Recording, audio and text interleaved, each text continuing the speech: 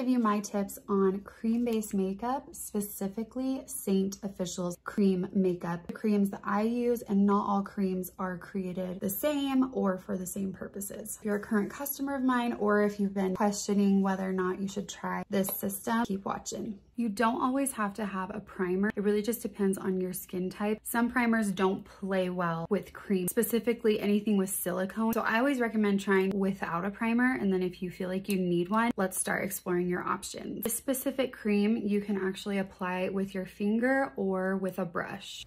All you need is a little bit and it goes a long way. If you're using Saint Official's brush, pressing into the contour, that will help loosen up the color a little bit and make it easier to apply to your face.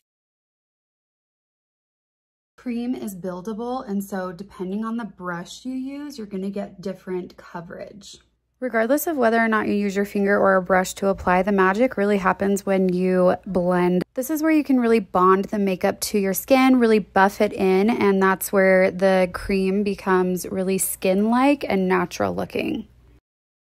When you're using creams, setting spray is going to be your best friend. You can either use it as a primer, you can spray it right before you blend everything in, and you can apply it right after you blended everything. Creams are buildable, and so if you prefer to use like a BB cream or a regular foundation, you can apply these creams on top of those foundations as long as they are not powder. Like I was mentioning before, creams provide a wide range of coverage, very light coverage, heavy to full coverage. It's really versatile, especially when working with a wide range of skin types and textures. One of my favorite things about creams is when I am getting darker or lighter, depending on the season, all I have to do is either mix in a little bit of a brighter highlight or a darker highlight while I'm transitioning. And once I reach that color fully, I ditch the lighter one and go for the dark, or vice versa, depending on the season. Cream does the best to mimic skin, so it provides a dewy glow. Although if you're producing shine, you can set with a mattifying translucent powder. Having said that, it's not totally necessary